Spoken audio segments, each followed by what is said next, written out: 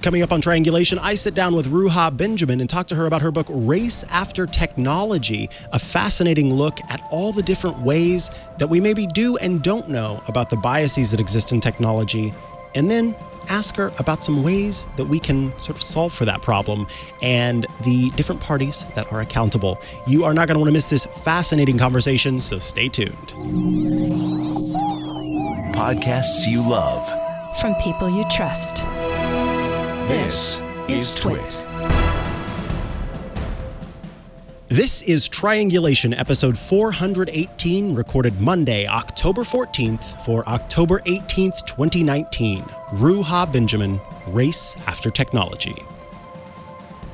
Hello and welcome to Triangulation. This is, of course, the place where we talk to the smartest people in the world about the most important topics in technology. I'm Mikah Sargent, and I am so excited today to be talking about the book Race After Technology by Ruha Benjamin.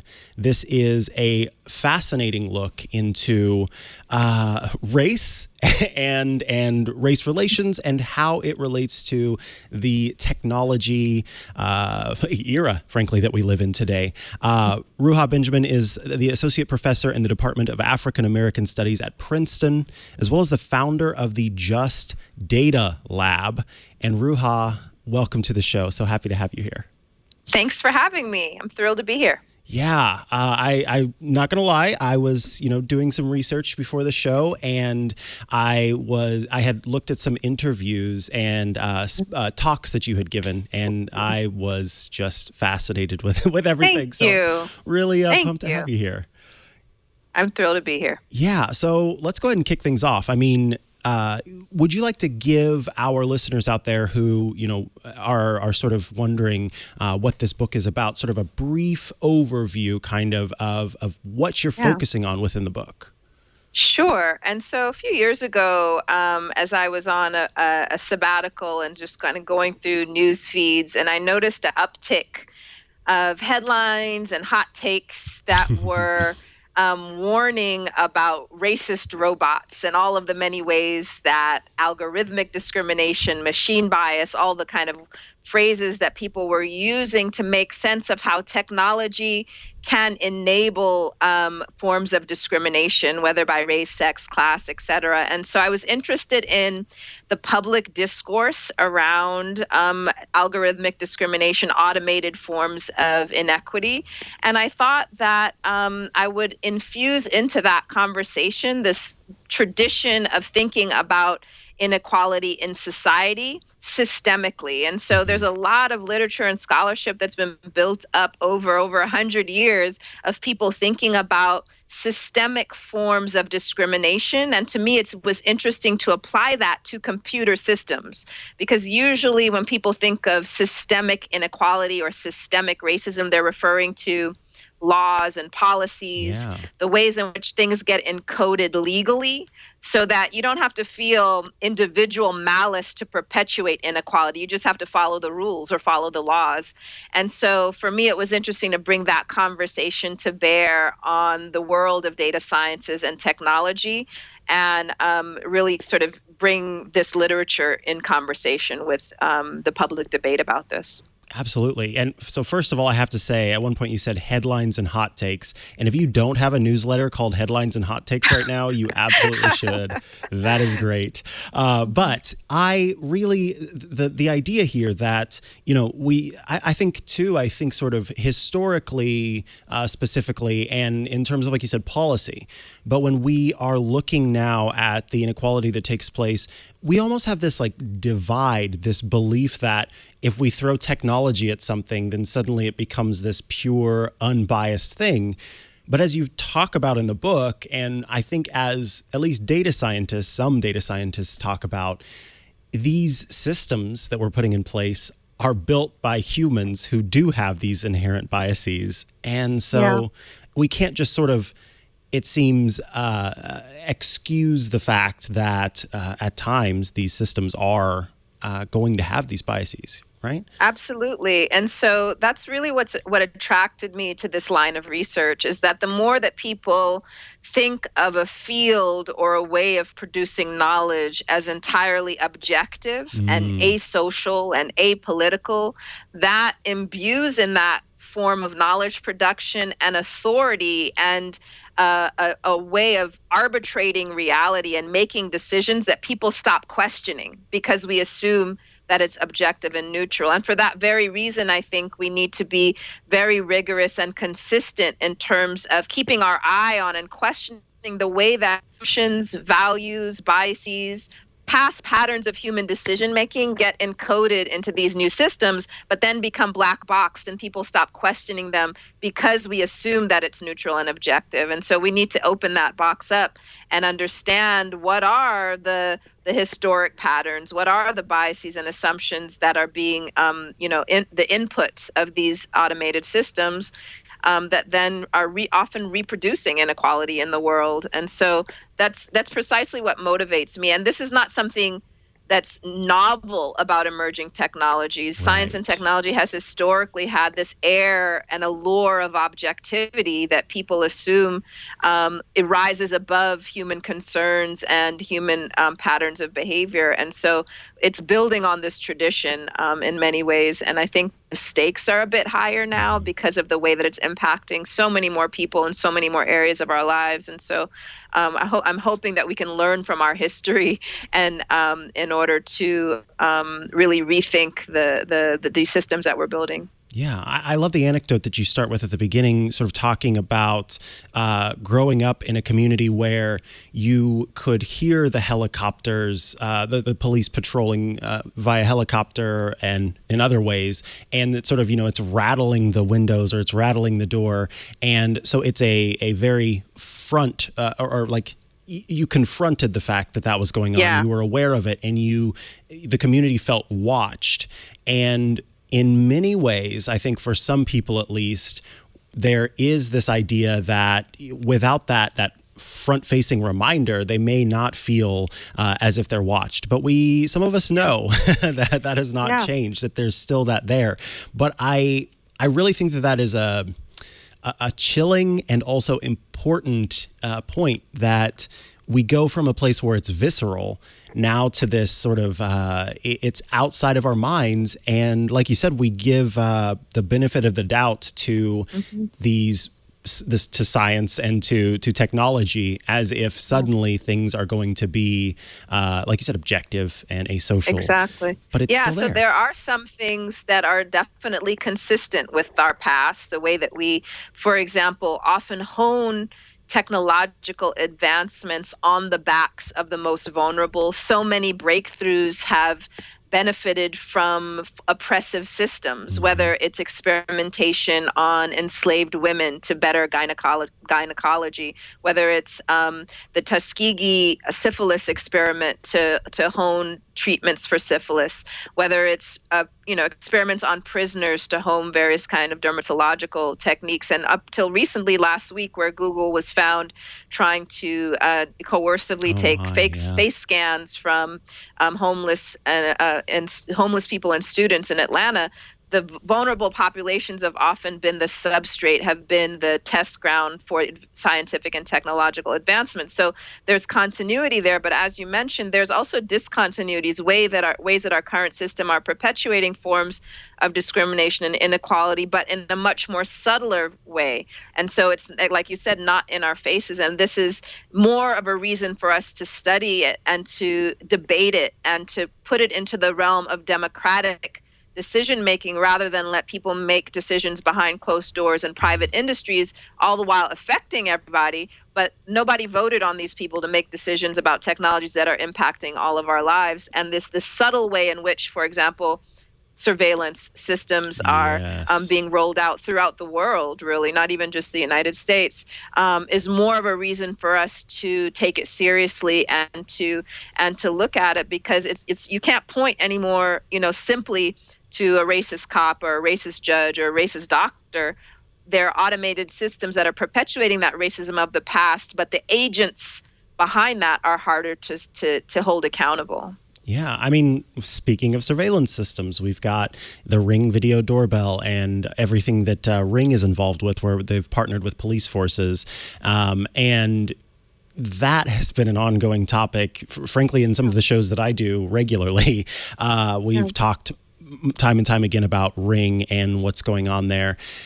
We have it's this. It almost feels sometimes like the technology moves so fast, and we've become.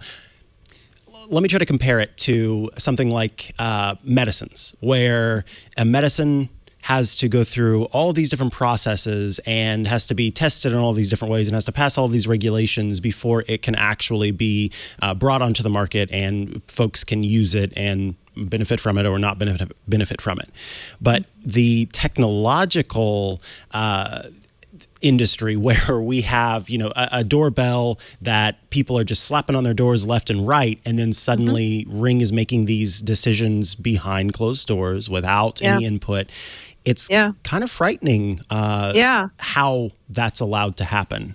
Yeah, and I like that analogy of thinking about it parallel to other regulatory systems where we try to create safeguards so that we don't put things on the market that can harm different individuals and groups. And so when we think about the speed of the advancements and the innovation is one part, but also the values animating it. So even within the medical industry, you have those safeguards, but if the driving imperative within that industry is to make profit rather than to heal people or to treat people, there are still all kinds of ways in which harms get perpetuated, whether it's through the pricing of drugs, whether it's through our insurance industry that allows, some people have access to medicines. And so we need to think about the pace of tech design, but also what are the animating values? Does profit trump the public good?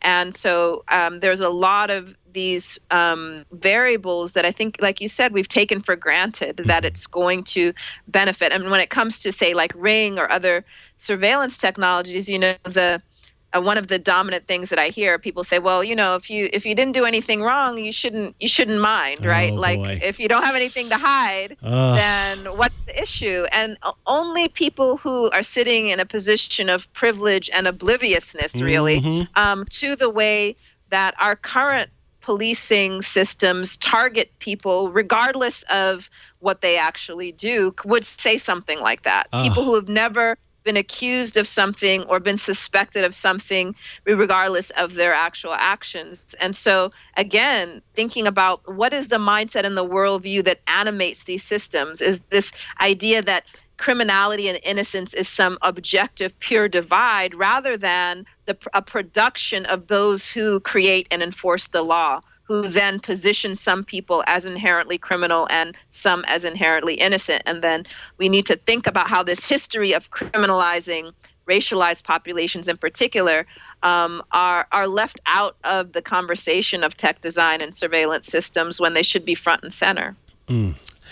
Folks, if you're listening and not watching, then you didn't see me giving so many snaps to that, because absolutely, I agree with so many of those points. And in fact, I can remember before I had my sort of come to Jesus moment, as it were, about privacy and security, where I fell into that camp of like, well, if there's, I have nothing to hide, so I'm not worried. No, when we think of things that way, not only are we doing ourselves a disservice, but we are doing everyone who needs these protections in place a disservice. Absolutely. And for us to have apathy, I think, about these things and I feel like it's a bit insidious. I feel like some of these companies sort of count on that apathy, that we don't read the terms of service, that we, are fine with putting this technology in place and don't care about it. I mean, I can go up to a friend and say, that television that you have, it costs $100 less because there's a system, there's a piece of software on there that can watch what you're watching on the TV that they then sell to an advertising agency to supplement the cost. And then that friend would be like, oh, well, that's fine. It doesn't. And we do that too much. The joining, I think, of ignorance, and I don't mean ignorance in the negative sense, but ignorance just in the not knowing sense, is joined with that apathy, and you get this just like, take all of these things away from me, or I don't necessarily care about that. And that's where it gets dangerous.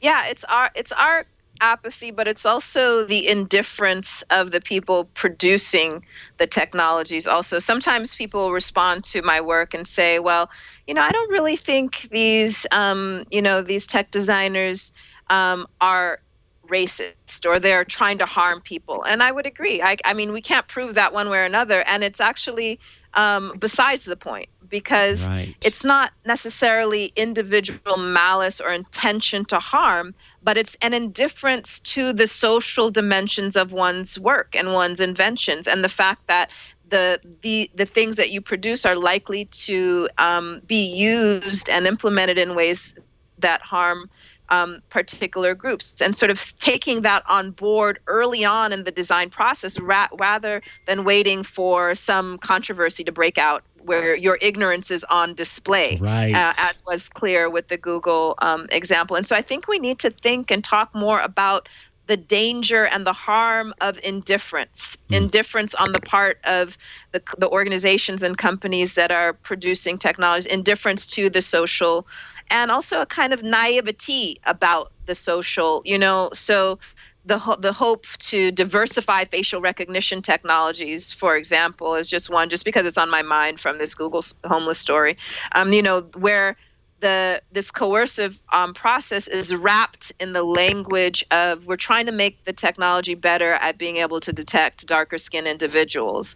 And so that is the attempt to create an inclusive product through a coercive process on the backs of vulnerable people, also ignoring the fact that the very technology that you're honing is likely to be used to target these very same people in ways that are harmful, either through policing or other institutional mechanisms that look at particular populations as sources of danger and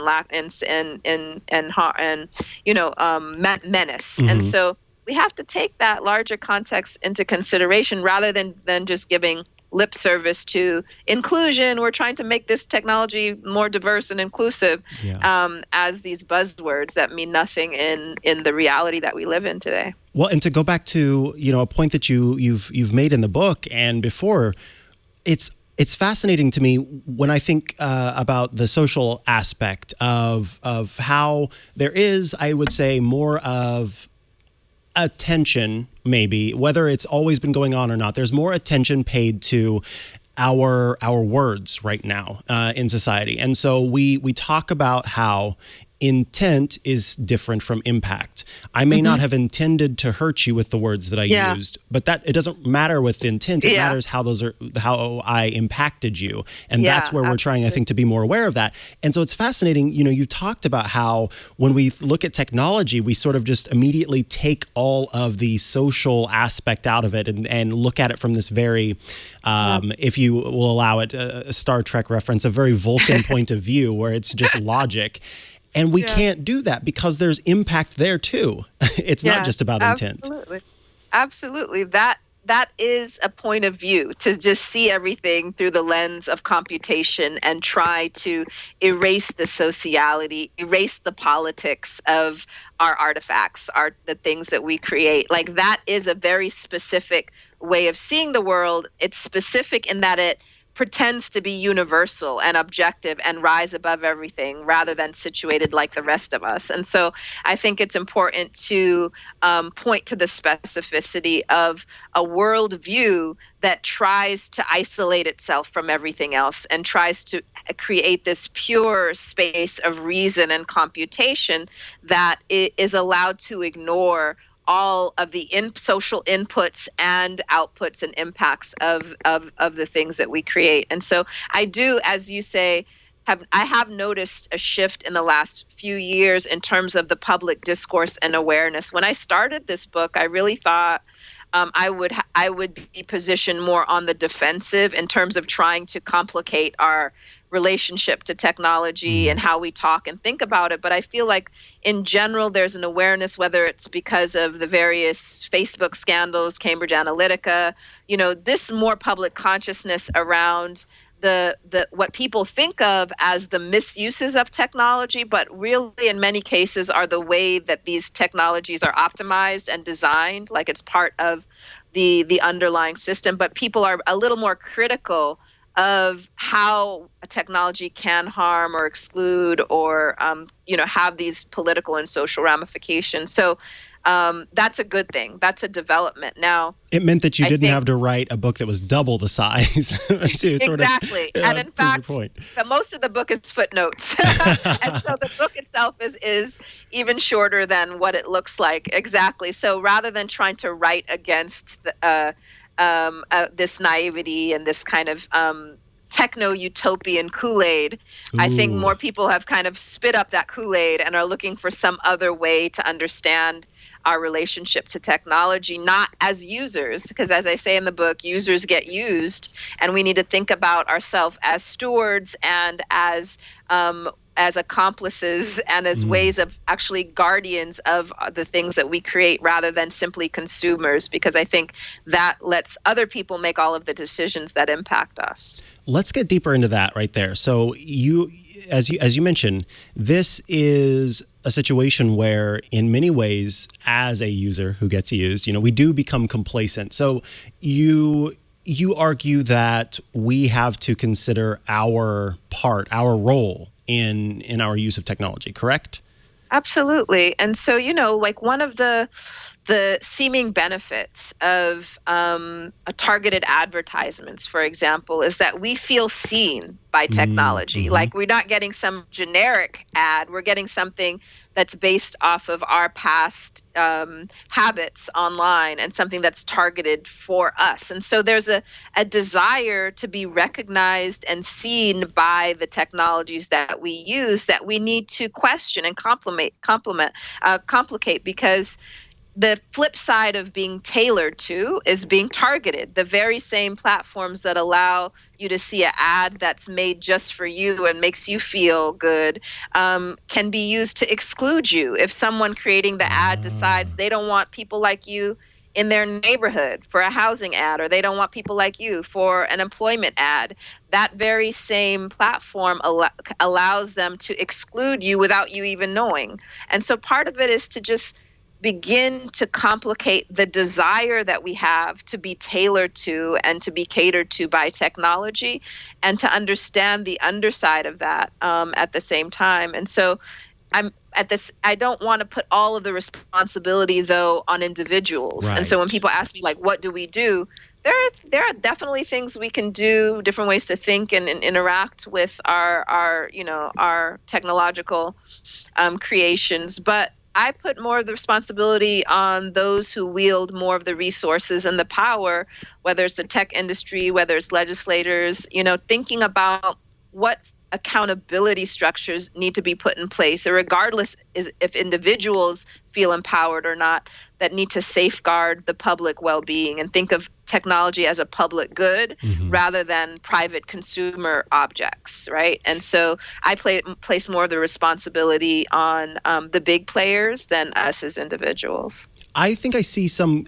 This is an interesting thing for me, because earlier you talked about sort of motivating factors or what motivates them to action. And when I think of some companies, they sort of put this very unicorn and rainbows spin on things where the technology that they're producing is created for the public good.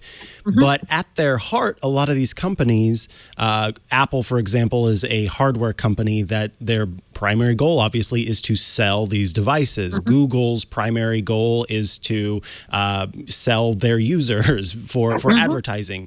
Facebook, a lot of the same thing. And so we know that underneath it all, the underlying factors there are about money, and therefore it does play a role in their decision making, no matter what sort of spin they put on it.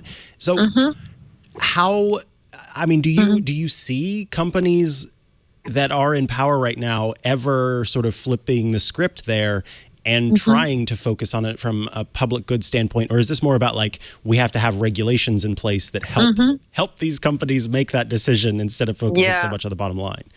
Yeah, I don't think that they're going to do it purely by choice. Right. I do think, and I do, but I have seen attempts for them to take seriously the criticism and the critique, but the way they want to take it seriously is by creating internal safeguards, internal accountability structures, saying we will create an ethics board, or we will hire a social scientist or a philosopher to guide us in our work, right? Rather than really having greater transparency and having the accountability come from some entity that is truly independent of the company. Because at the end of the day, you can give all the lip service and rhetoric you want around wanting to create consumer goods for the public, in the public benefit, but you have your primary motivator and driver is the bottom line. And so we can't rely on that context to really independently serve us. And so we need better laws. We need better regulation, indeed. And I think we're going to have to push for that. You know, like other advances that we've made in terms of civil rights laws in the past, nobody passed those laws willingly.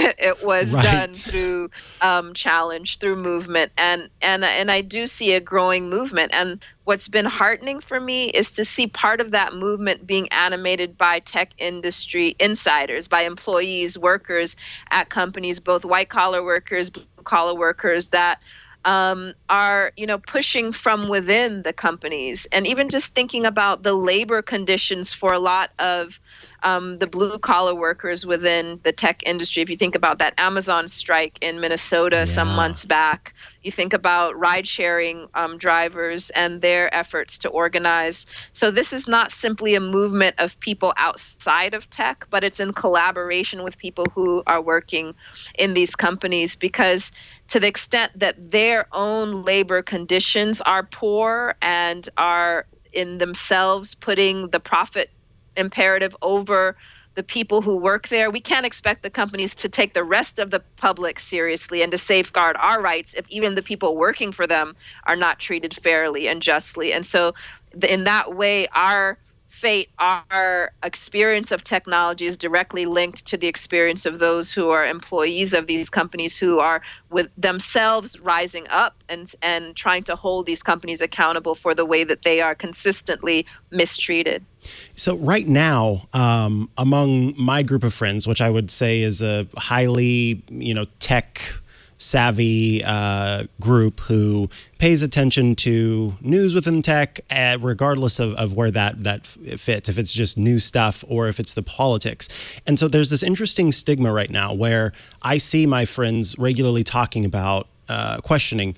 This is specifically about Facebook. Facebook has in the recent past and continually is showing itself to be a company that is socially irresponsible in many a way, and maybe has not done enough, well, definitely has not done enough to take itself seriously for those things, that, to hold itself accountable.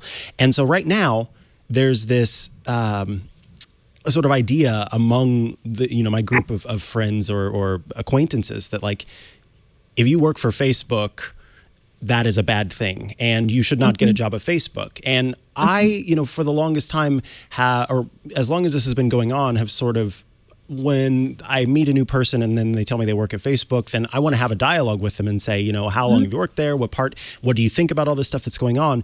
But just the other day, I saw a series of tweets that was talking about how there are many people within the United States who obviously come from different countries, and their visas are based on the job that they have. And Facebook is, again, there are a number of things, but shown to be targeting certain groups of individuals and like you said, leaving people out of certain things. And yet, these folks these data scientists who may want to leave the company cannot, because if they do, if they lose their job, then they have to go back to their country and may not, have those opportunities in the future and things like that. And so it's just I think a reminder, the level of, there's so much to all of this, I guess is the only way to put it. And we kind of, we look at it sort of, it's a very 1 and 0 kind of thing. Ones and zeros is very binary, I think, how we think about technology specifically. Yeah, and when it comes to this idea of not working in particular companies, I on the one hand, I'm very sympathetic and in solidarity with people who want to engage in strikes of all kinds, whether Right. it's, and so I saw some headlines recently of students at a number of universities who have promised not to apply for jobs or work at Palantir, for example, because of its, development of technologies for ICE and other, very coercive systems. And so I understand that, and I'm in solidarity with that. And the individual decision making that goes into the calculus of how much can I push from the inside to make change versus that push not working and eventually, not really helping the situation. I think it's an important conversation and the kind of stock taking for individuals. And at the same time, I think we live in a country in which just paying taxes, and those taxes often go to very harmful policies around the world. And so in some sense, I'm saying this is America. This is to America. quote Danny Glover. And so it's kind of like, yeah, you could not work at Facebook, but living in this country, no institution is untouched by white supremacy in this country, by class warfare in this country, by patriarchy. And so we have to find what our realm of influence is and action. And if it comes to a point where you feel like you can no longer influence and try to create like short-term change that is going to ultimately help people and contribute to greater equity and justice, and then you might have to leave that job. But I do understand that oftentimes this idea of just leaving is a position of privilege, as you're describing. Not everyone has that luxury to just be like, peace out, And so that's why when it comes to that kind of individual decision making, I don't stand in a position of judgment against people who are trying to still work. I work at an elite in the university that for most of its history has excluded women and people of color. It often gives lip service to high ideals, but if you ask students at this university, there's still forms of exclusion and harm that are perpetuated. And so do I work here or do I quit? Do I try to make sort of short-term, change in the realm of influence that I can, And so I think all of us are grappling with that. How much are we complicit? And I think we all, to some extent, are complicit in perpetuating harmful systems, but we have to become more aware of it and start to begin changing the patterns. We can't just have a relativist view of like, well, everything is harmful, so it doesn't matter what I do. It does matter. Yes. But you have to actively work to undo these historic patterns, whatever industry, whatever corner of the social world that you work in and live in. So I want to talk about something that is right at the start of your book, where we are talking about names and how names matter. And this example of something that seems so simple, but again, has all of these layers to it. And I remember reading about this. Actually, I think it's been a number of studies that talk about how job seekers with quote white-sounding names, white-sounding first names received like 50% more callbacks than job seekers with black-sounding names. And how I think the way that I came across this was a couple headlines that talked about I changed my name on my application to blank, and suddenly I started to get 10 to 15 more callbacks.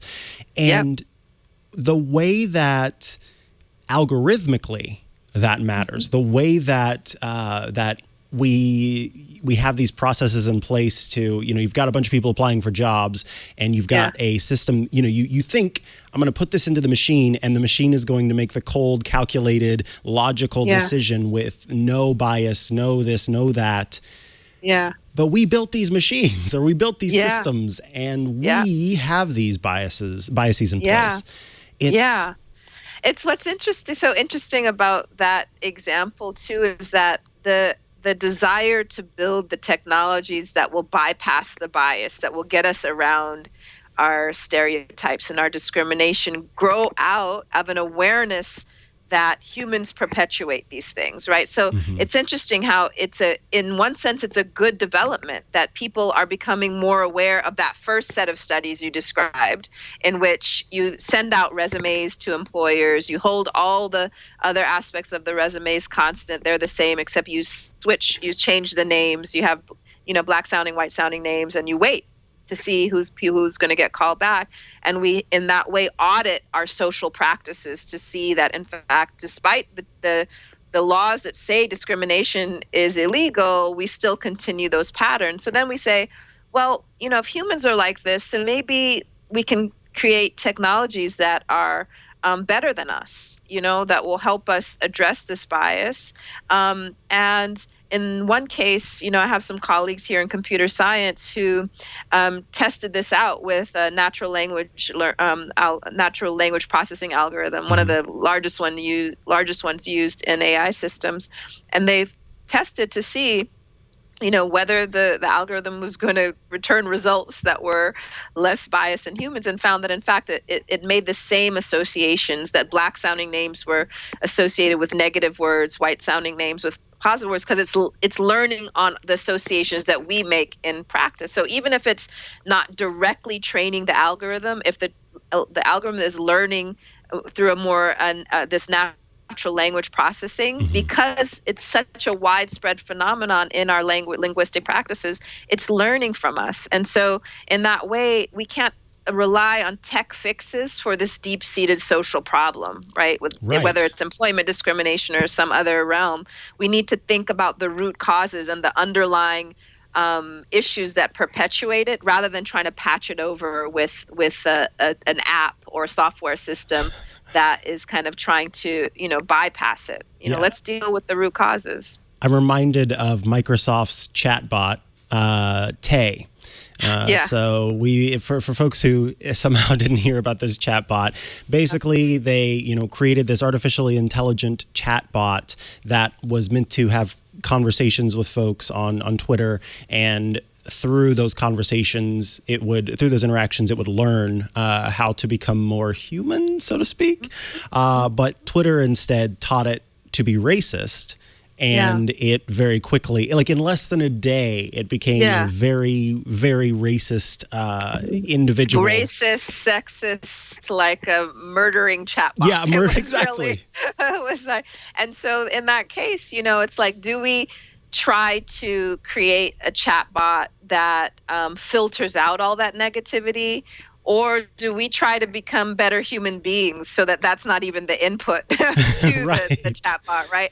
And so we could use technology in order to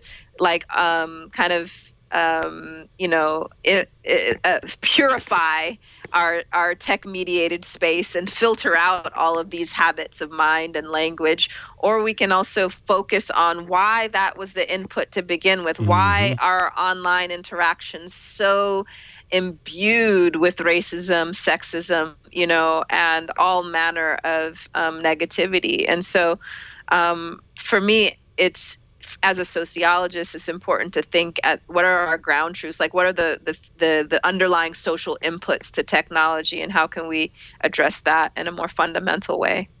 Yeah, so let's talk a little bit about that in particular. I think a lot of times when folks are confronted with these truths, it can be a little bit, in some ways, disheartening. It can be a little bit tough to chew on and recognize, and then sort of take oneself and be active about it and think about what's next. And so as a sociologist, what are...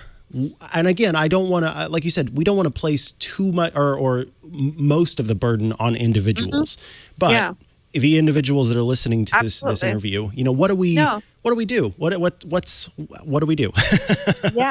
There's in one sense, as you said, like the problem, you can process the problem as so overwhelming, like it's coming to us top down, decisions, laws, policies, designs, bottom-up ways in which users create this, like the chatbot example. So it's coming in all directions. And so my view is that precisely because the issues that we're tackling are so complex, so big, the tentacles of this problem are coming at us from all directions. What that means is also that each of those tentacles, each of those pathways that the problem is being produced are also ways that the problem can be addressed.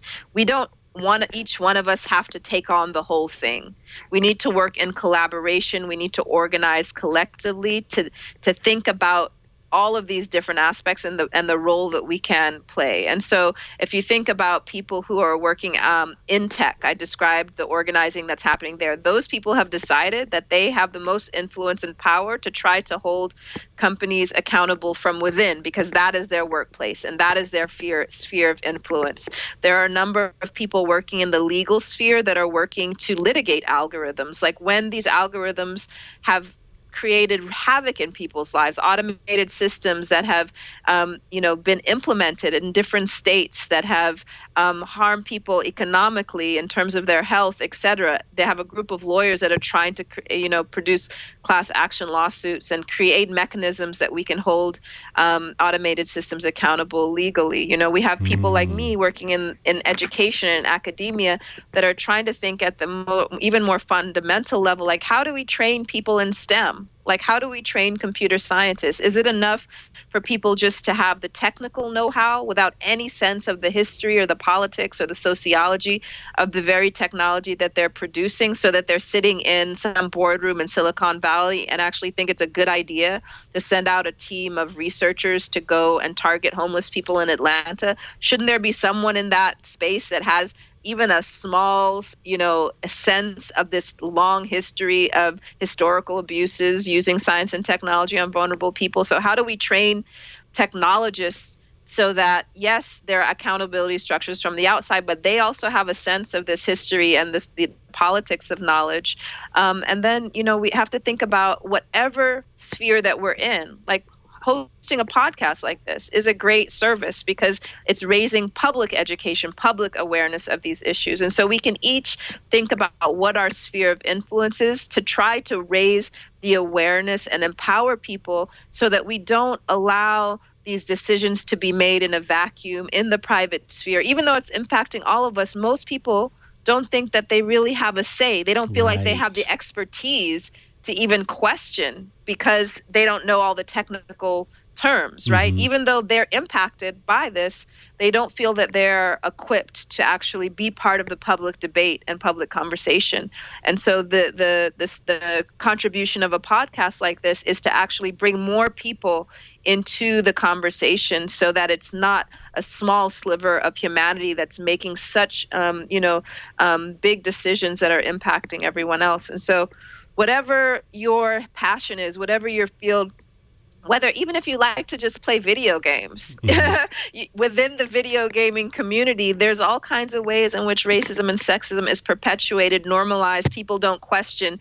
They think that to have fun, you have to accept these very harmful processes. And so even if the sphere of influence is one that on one level is about recreation and having fun, even that is a site to begin to question the norms and to ask yourself, is this a world that you really want to live in, that you want the next generation to live in which violence against different groups is normalized and perpetuated and is part of our culture? Even there, you can begin to question and undo these norms. And so really, because the problem is so big, we each have a role to play. We can each think about how to contribute to rethinking our relationship to technology, where we are the stewards, we are empowered to imbue it with our highest ideals rather than our basest ideals. Wow. Basest values, yeah. So I love the idea of so we approach this with empowerment, and we approach this with trying to neutralize ignorance to the issues, and doing that through whatever form of getting the message out there and talking about these things. And, I think about, being the person who's in tech among my family, I am certainly the go-to, hey, I've got this problem, can you help me with it? Yeah. And a number of times, my grandma has had an issue and I am helping her through it, and she blames herself for having an issue with figuring it out. And I always sort of have this moment of no, grandma, like you cannot blame yourself. This is a failing of the technology for whatever reason. And it breaks my heart because I know that there are a lot of people out there who do feel that, that because they don't have the base understanding or even in some cases a more advanced understanding, then the onus is on them and like it's their fault that the thing doesn't work. And so I love this idea of using empowerment as a tool to help people feel more comfortable to become part of the conversation, because oftentimes I would argue that people would have that little gut reaction of like, oh, this feels weird and feels wrong. In the case of the Google thing, for example, I'm sure there were people who thought, I don't know about this. But they maybe didn't feel like they had the Absolutely. right words or whatever it was to turn that into something actionable. Absolutely. So that's, I think that's really powerful. Yeah. And, and technology didn't create that sense of disempowerment. It facilitates that. We see it in the realm of technology. But if we, thinking again about root causes, like we have an educational system that more often than not makes people feel bad about themselves from a very young age. There's a small sliver of people that feel really empowered through education, that are tracked to make them feel like they're gifted and talented. But a vast majority of people end up, going through our educational system and are made to internalize that feeling that you described about your grandma. And it's not just a generational thing. Like there are, elementary kids, age kids right now that have been made to feel like they're dumb. And so this way in which we have something called an educational system that crushes people's spirits and makes them feel like they don't have a voice, that is a much more fundamental source of the problem that we're talking about, that then materializes in the context of technology, so people don't feel like they can question technology or engage technology.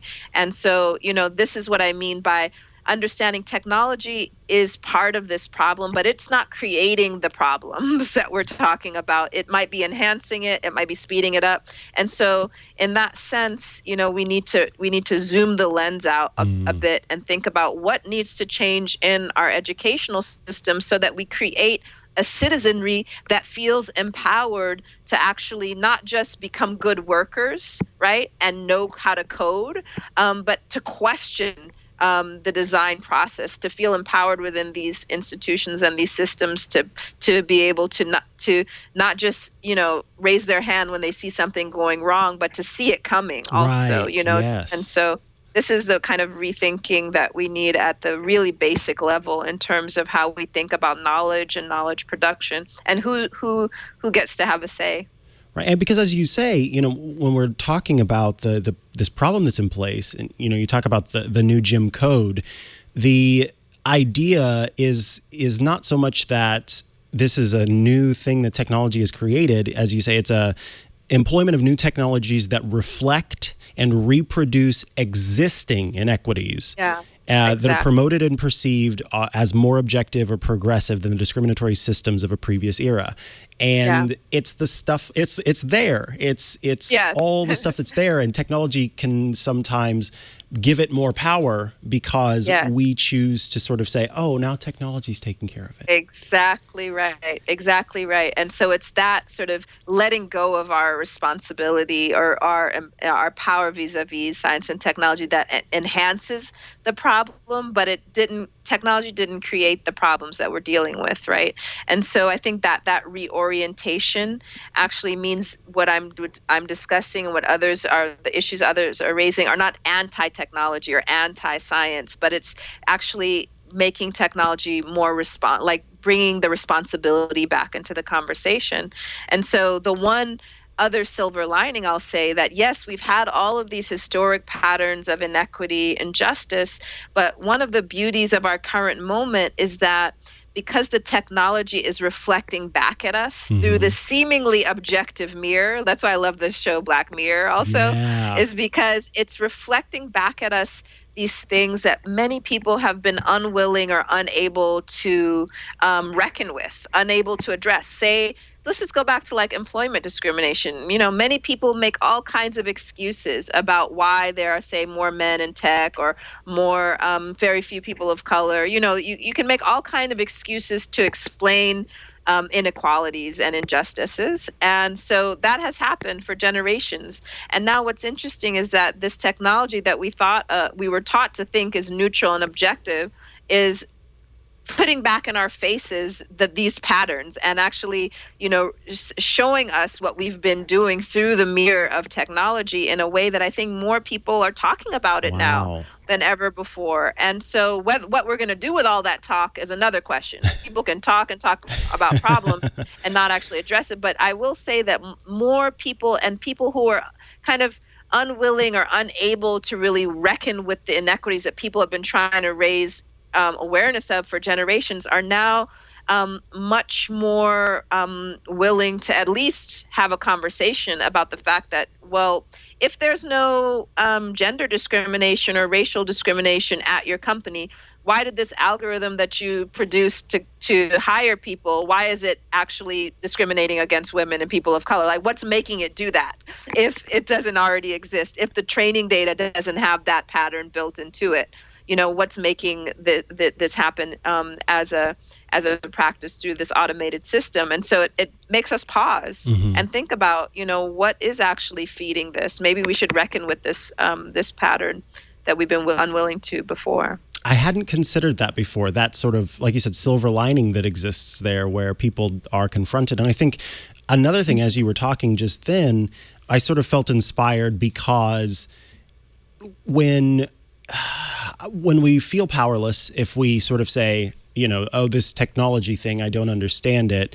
But for you, you know, we're talking about, no, this is something that we can own and we can correct through these different means. It's like reclaiming your power in a way. Exactly. It's not something that has to take off and the tentacles don't have to keep growing. We can reclaim our power. We can sort of right the ship. And I think that in and of itself is very inspiring.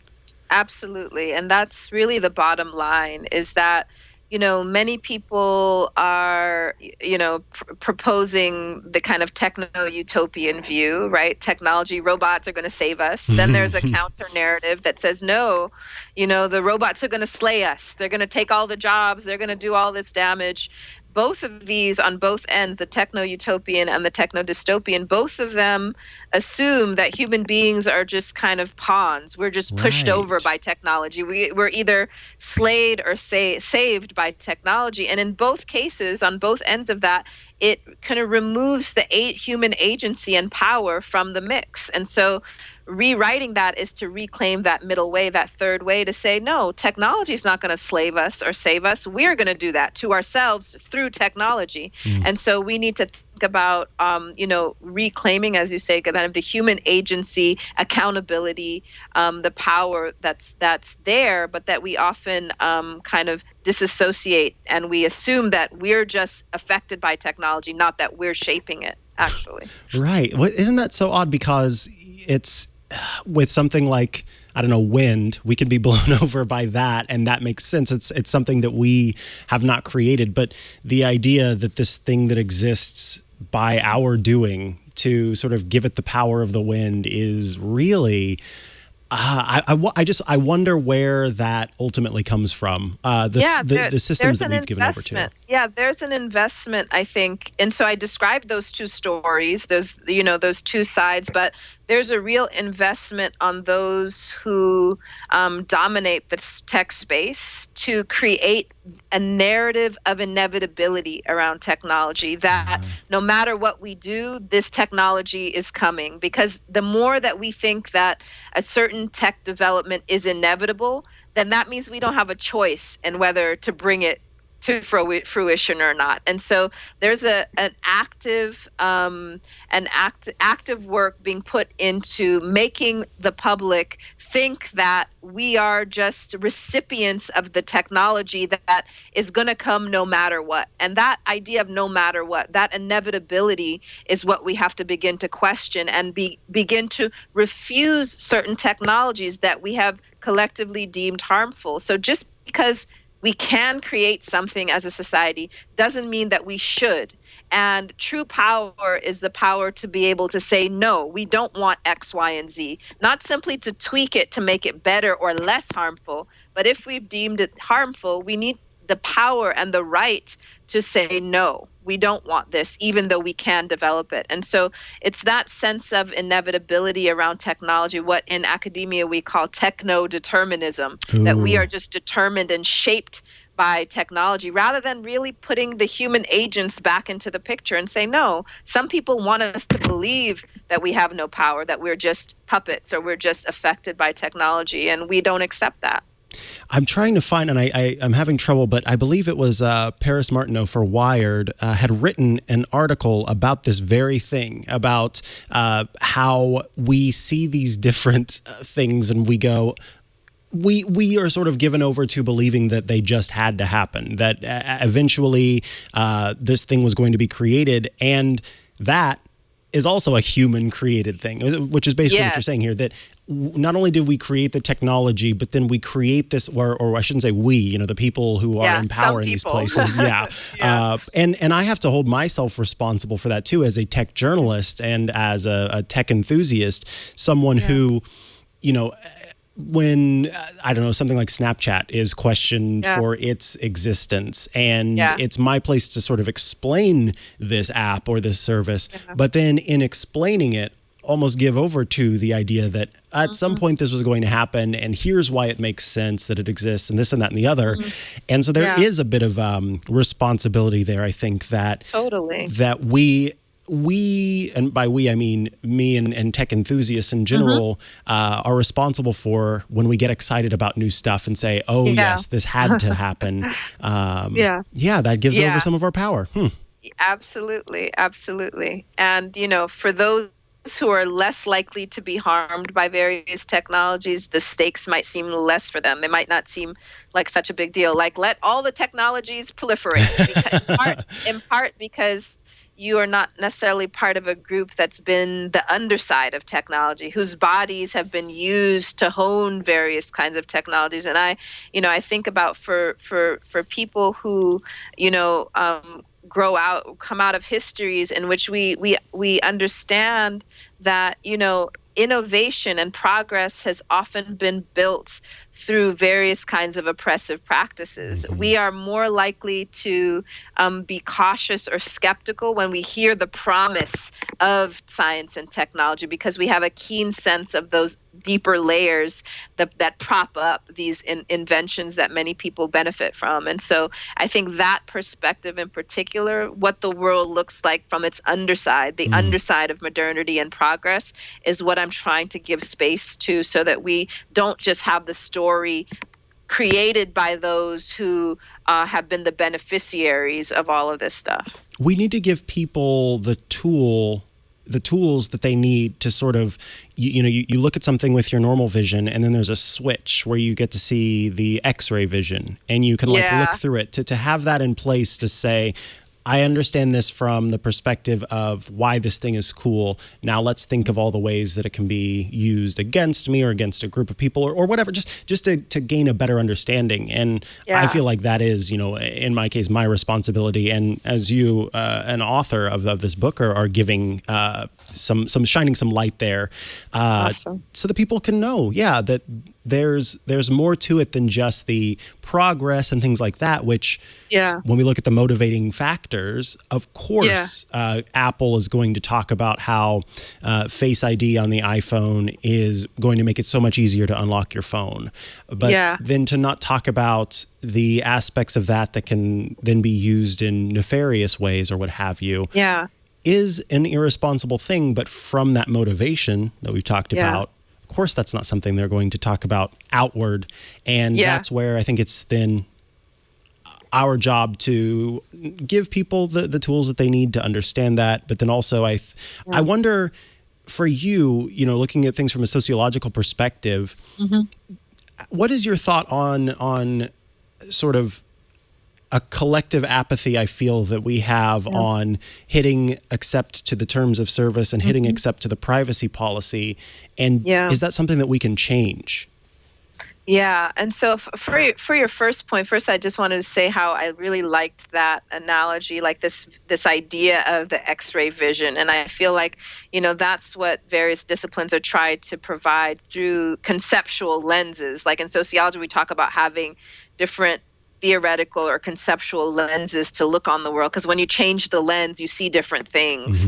And so that's something that I think more people can do. You don't necessarily have to be trained in a field to adopt a conceptual lens to see things differently. And sometimes people ask me, aren't you being a little too hard on tech? Or, what's the other side of things? What's the positive view of it? And I appreciate that impulse, that we're taught, we need a balanced view, whether it's in journalism or academia. Right. But my view is also that you have entire marketing teams working on presenting the positive view. They're staying up 24 hours.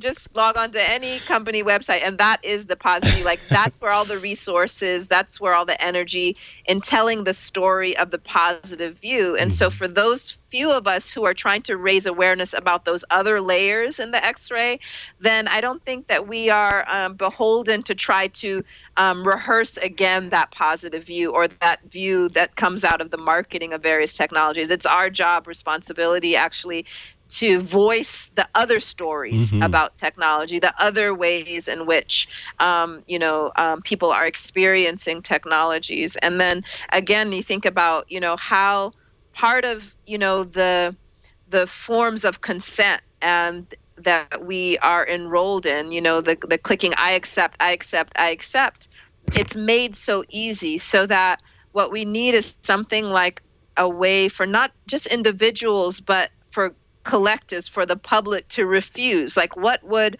informed refusal look like when it comes to various surveillance technologies, rather than the opt-in versions? We need ways in which we can, not just as individuals, but as a public, say, we don't want that.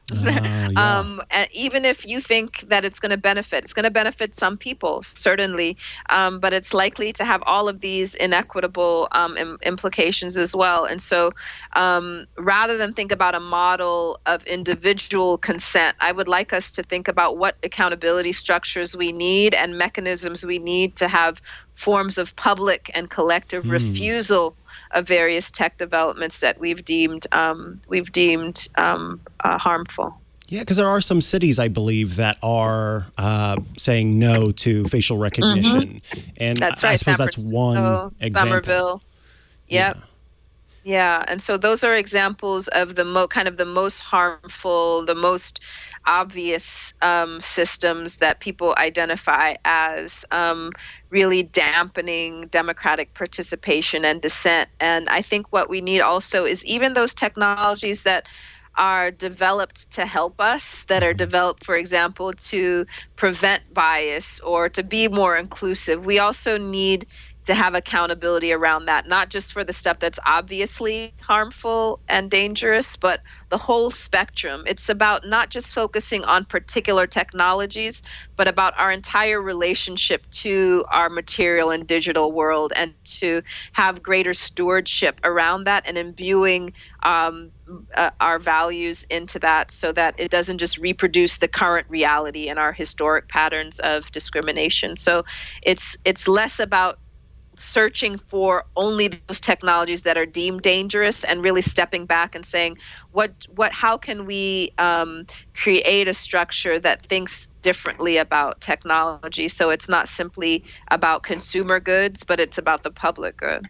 Wow. See, so you've talked here about the idea that we've got, there are teams that are paid to bring that positive outlook. And so from a personal experience, I'm thinking back, I've done tech podcasts for quite a while, and thinking back to the number of times where I or one of my co-hosts have been sort of slammed for having a negative perspective on a certain technology, or complimented for having a positive outlook on some technology. And to go, oh, I like it when this person is on because they're so positive about this. And so that speaks to a education or a socialization of the public, at least among, tech podcast listeners, that it needs to be positive, and we need to look at these companies with, like, I don't know, open hands and open wallets and open minds. And that's